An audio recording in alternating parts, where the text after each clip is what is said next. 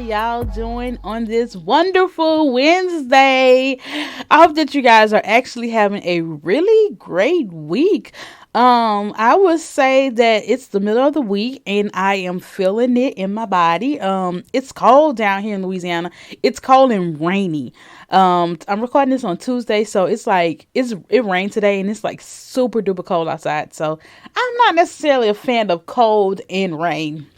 But nonetheless, you guys, welcome back to Southern Therapy Podcast. If you are new to this podcast, I am your host, Danielle Bailey, and I am a full-time therapist, mental health therapist, and I created Southern Therapy Podcast as a way for me to actually have some form of therapy. I come on here. This is actually therapeutic for me because if you listen to some of my podcasts in the past, like I sometimes process my own feelings and emotions on the podcast. I be needing somebody to talk to, and I be needing somebody to let me know that I'm not the only one that is actually going through some of the stuff that I am going through. This podcast is created for millennials, and anybody who else can really and truly identify with what's going on in the world today. Y'all, I just want to go ahead and come on here and just talk about like my surroundings here in Alexandria, Louisiana. If you guys are not familiar with Alexandria, Louisiana, we have a population of about 55,000 people, like a very small little rural town, not that big, but big enough.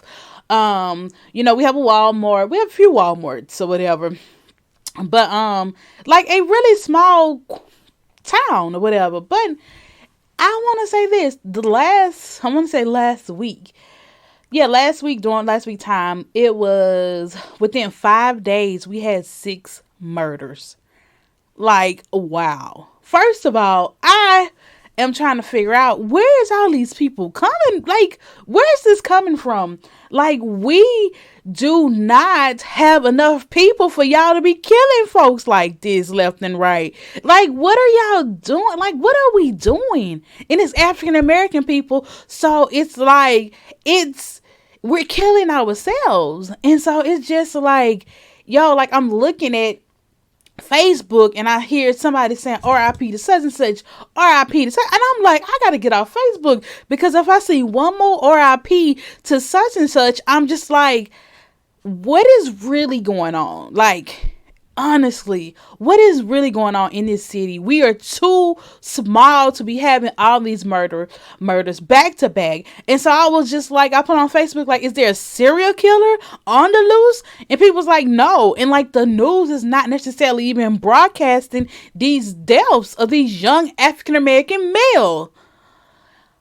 Am I like losing it?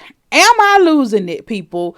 To think that, like, whoa, like, what is really going on? And these are young people that are dying. Like, and when I say young people, I mean 19, 20s. No more than, I don't think the oldest person was over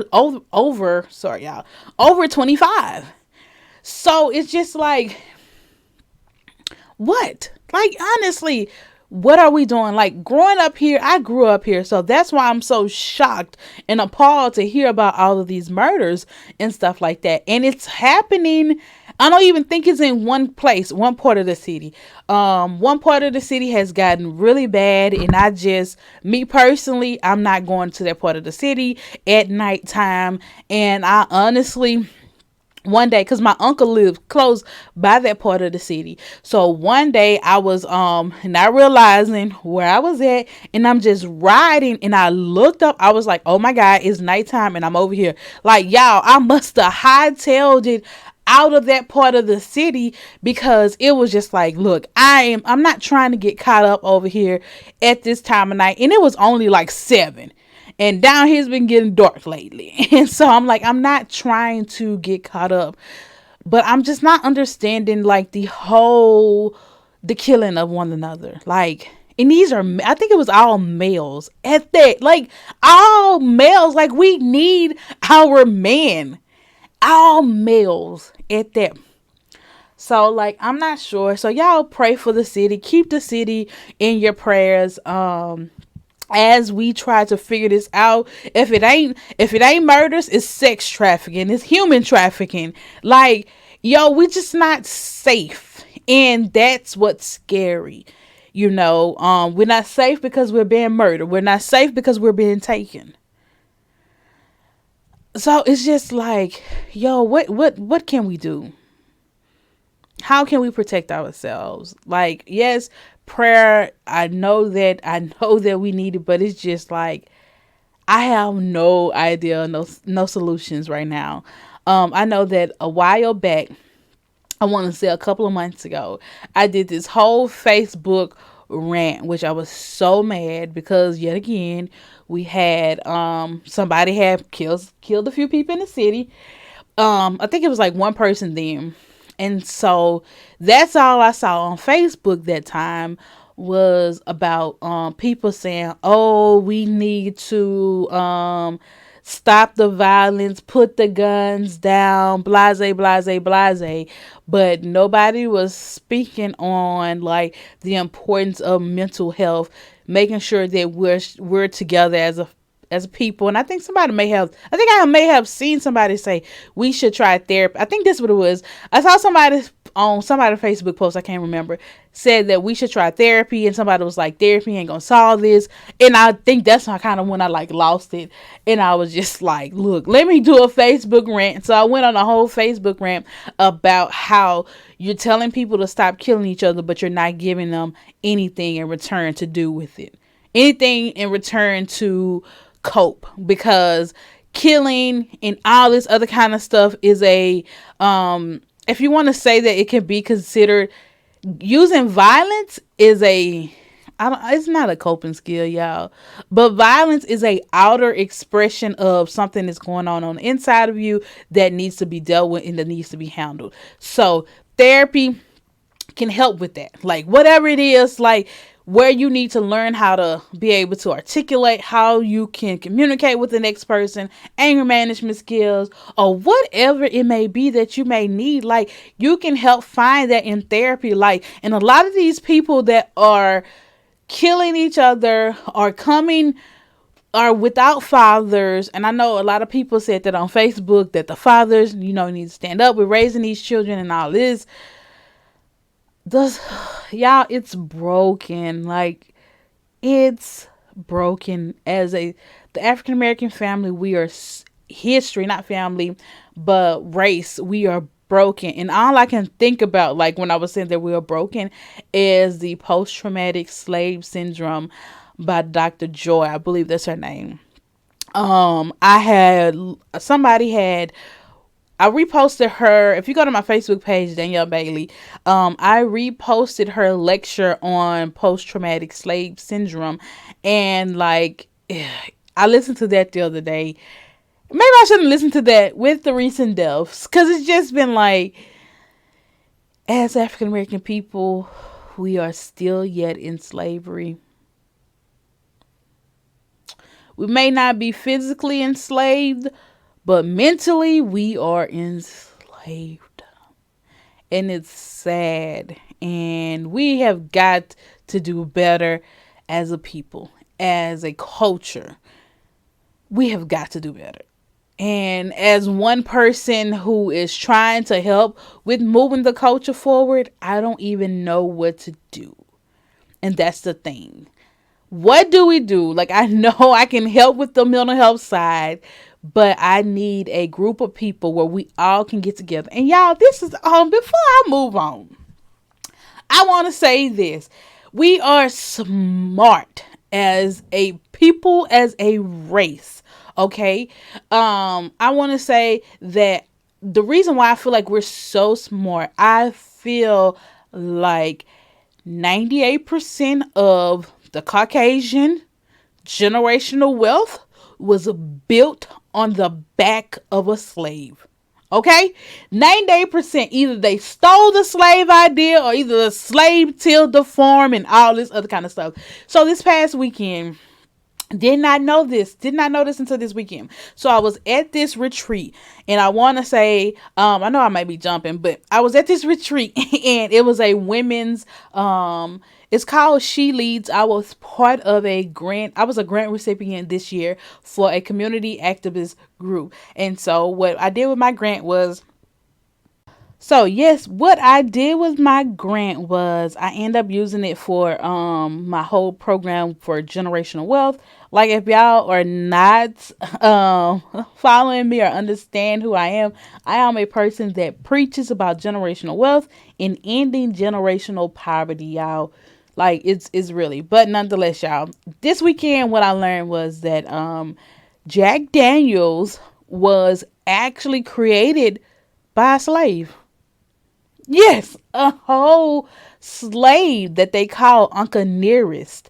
And he taught Jack Daniels how to make whiskey. And Jack Daniels did not yet took the recipe and, you know, went forth and built probably billions of dollars.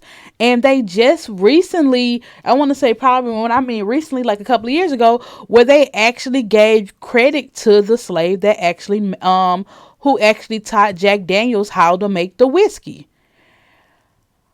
Like, yo, all I could think of when I heard that story at the group was, wow, another thing that we created that was stolen.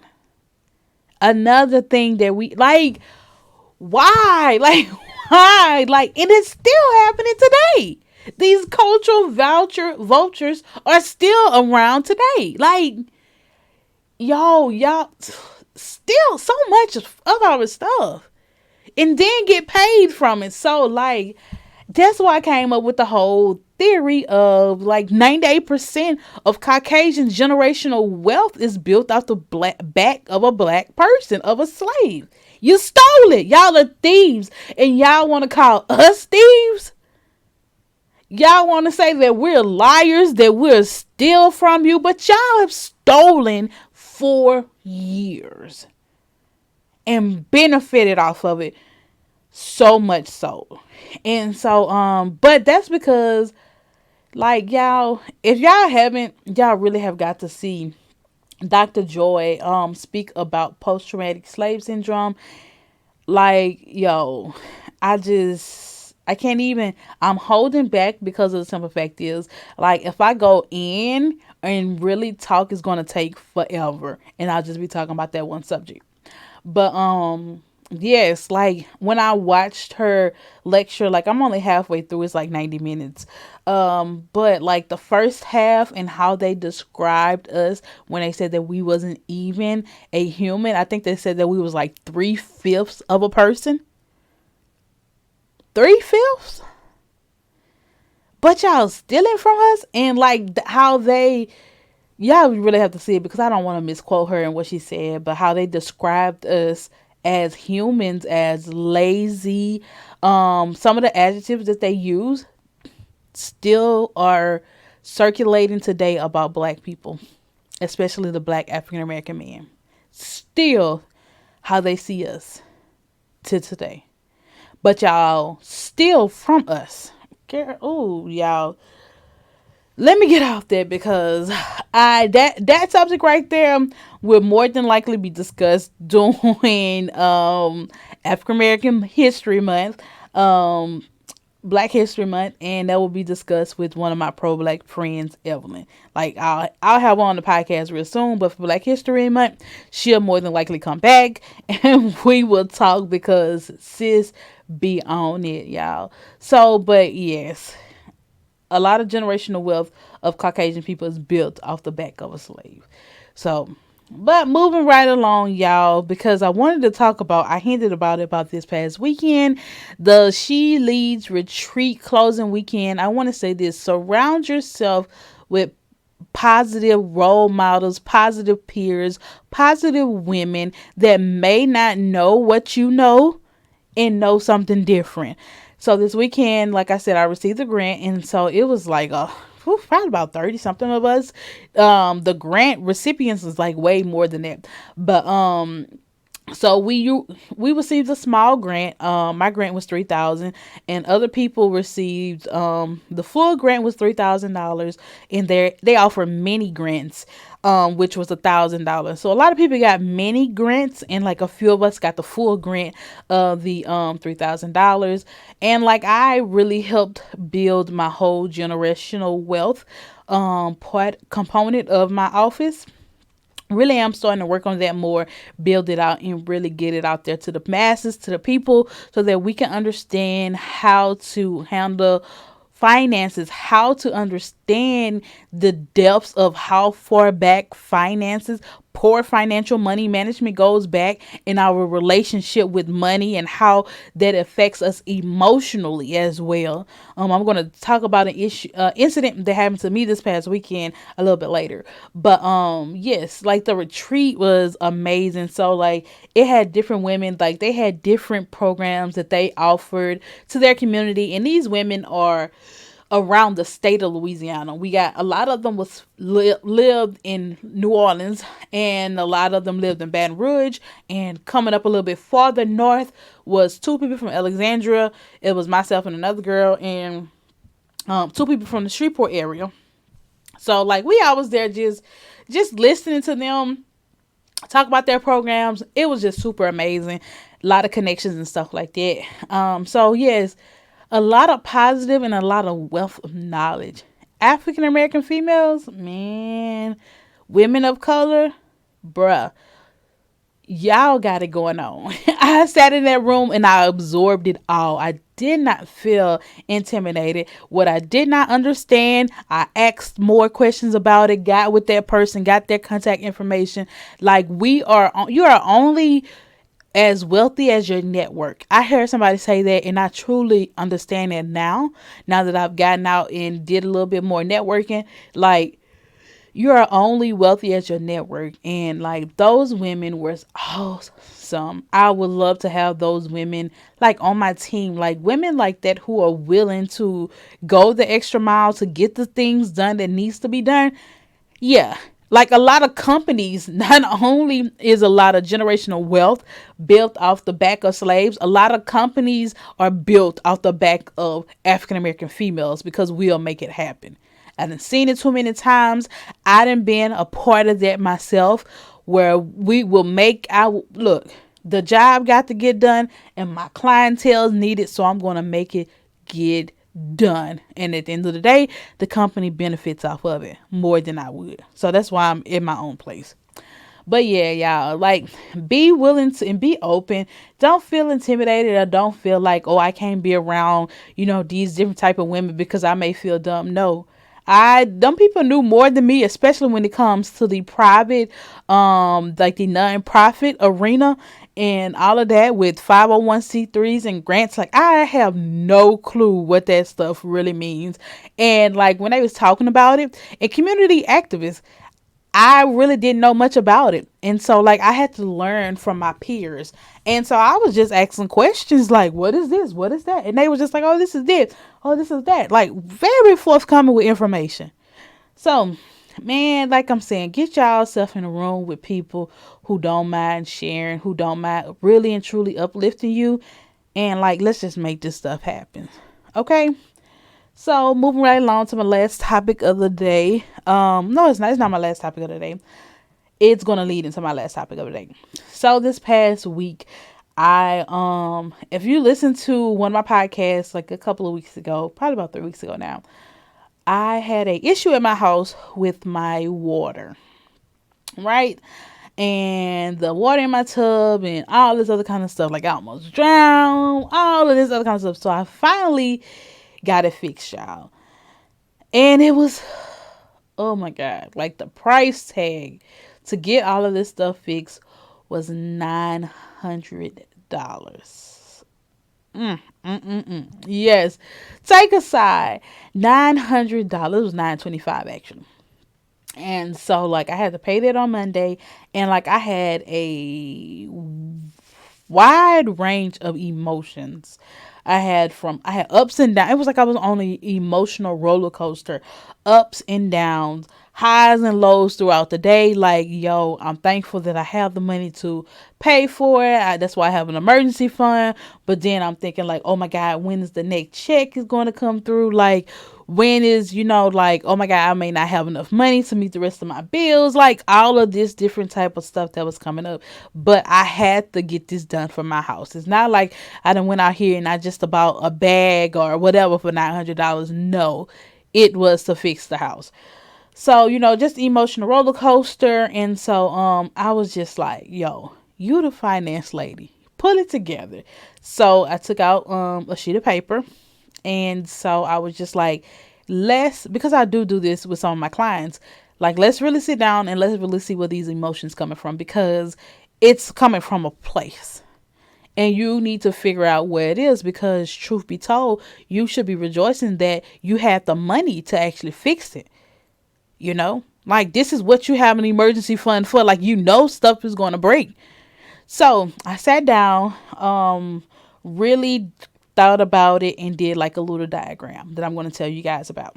So on a piece of paper, I want you to make a upside down triangle. So yes, upside down triangle, right? So at the top of your page is going to be like the long side, and going all the way down is going to be the pointy side, right? So across, then you go down to the pointy side. So at the top of the triangle, you write the emotion that you're feeling. So with me, I wrote highs and lows, right? That's how I'm feeling. I'm up and down, like I'm scared. That's why I end up coming down with the emotion. Yeah, I was like highs and lows. So then I put, like, after I put that at the top, I asked myself why. Why are you experiencing highs and lows? Well, because I got to pay $900. Okay. And so, like, I just kept on going down to the end of the triangle until I got to the point all the way at the bottom. Like, I kept asking myself why, till I could not answer the reason why anymore. So when I got down to the end point of the why, and it came back down to my family history, my family morals, and what has been passed on to me about money. And I know y'all are like, okay, Danielle, like, how does that work? So, like, my family, not some people in my family do not have the best relationship when it comes to dealing with money. Some people have like this relationship where they are extremely tight, or they'll go without, and it's just like it's not the best relationships with money. And so it's kind of been passed on to me. So what I realized was that I was operating from a scarcity mindset versus an abundance mindset. And so y'all remember, like, I talked about a couple of episodes, and it just keeps coming back up. A couple of episodes where I talk about operating from a struggle mindset. And so this mindset, no different. The scarcity, like, I say that I'm a Christian, I believe in God, but I don't believe that God would make sure, or not necessarily I don't believe, that I have a lack of faith that God is going to provide for me for the rest of the month. That God hasn't already provided. That, God wants us to live into the abundance. So why am I just going to automatically think like, oh my God, like, this is all God has for me, instead of thinking like, okay, God, we got that out the way, so you must got something else in store for me. Like, you must have more than enough in store for me. Like, why do I always have to think, I'm going to talk about myself, that I always go to the rationale that I won't have enough, instead of thinking that I'm going to have more than enough. Y'all get what I'm saying? Like, automatically I go to thinking, oh, I ain't going to have enough money. I ain't going to have enough this. I'm going to have to go without this, instead of thinking, yo, I'm going to have enough money. I'm going to have more than enough. Not just enough, but more than enough, because of who God says he is, and all of this other great stuff about God. Like, why? And you know what? That's the whole African American community. Tell you the truth, there's a lot of us running around here with a scarcity mindset instead of abundance mindset. And then when we start hearing preachers preach about having an abundance, we start calling them the prosperity preachers, and it's a bad thing. But in essence, it may not be totally bad thing. Now, I am saying that there are some prosperity preachers that just preach about money, money, money, money, money. But there are some preachers that really preach a balance between money, money saving. Like, they preach a healthy balance. And so, like, it was just like, yo, I have got to shake this. And so I was just really processing that. And so that was on Monday. Yes, today is Tuesday when I'm recording this. So that was on Monday, really trying to get out that mindset and just that way of thinking, and really realizing how much work I actually have to do to get out of that mindset. But I will say this, another reason why I do have that mindset is because me and God, we ain't been on the best of terms, and it's my fault.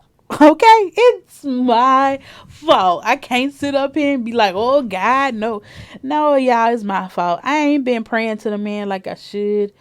I ain't been consulting him like I should. I ain't been reading my word like I just been out here willy-nilly, living life, doing what I want to do, and not consulting the man above. So therefore, my faith is weakened. And of course, I will just operate automatically out of the scarcity mindset instead of thinking that God is more than enough. Like, I have got to get a hold of my relationship with Christ in 2020. Like, right now, like, I really just prayed this morning, honestly. Like, I was just like, look, God, you know what? I want to say thank you for keeping your girl, but you already know I ain't been here in a while. I ain't been praying. Let's just be real. Let me drop my mask on this show for a second. I ain't been real. I ain't been here in a while. Like, I just been getting up, going, ain't thanking you, ain't saying nothing. Just Lord here and there, everywhere, but not spending time with you like I should. Like, can I be real? Can I be and almost ashamed? Almost ashamed, but probably was. Yeah, I was ashamed to go before him and be like, well, I'm back. I done went on this little hiatus from you and I'm back. Why we do that? And so, so like, I'm still like, if you ever follow me from YouTube to here, like, you will hear me talk about my relationship with God, and it's kind of like a on and off again relationship, and I have got to do better with that. And I don't want none of y'all to be like, oh, you need to stick with Christ. You need to. I know that. You ain't got to tell me. You ain't got to act like you are holier than thou. Like you done kept your relationship with Christ at the head of your life, okay? And if you have, good for you. But the ones like myself, I'm working on it, and I'm gonna get better at it. And the truth about it. Hold on, y'all. And y'all, the truth about it of the matter is that when me and him is like click tight, yo, everything is good. Everything is good. Everything is operating in life. Life is good. But yeah, sometimes we fall by the wayside and we get behind. Well, not we, but I get behind. So that is a goal that I'm working on in 2020. Really just making God the center of my life, the head of my life, and stuff like that. So yeah, if anybody else can understand where I'm coming from, y'all let me know. Like, write it down in the description box. Just let me know that I ain't the only one that's out here by myself, and if I am, that's cool too. But I know, excuse me, y'all, I'm not the only one. So y'all, I'm gonna go ahead and get up out of here, because as you can tell, I just yawned. Excuse me, in the mic. It has been a long day. I want to make sure I get this episode out to y'all. But nonetheless, I love y'all. Y'all have a wonderful week. I will see y'all next week. And bye. What? Later. What? Holla. Get your life right with Christ before he come back. Bye, y'all. Love y'all.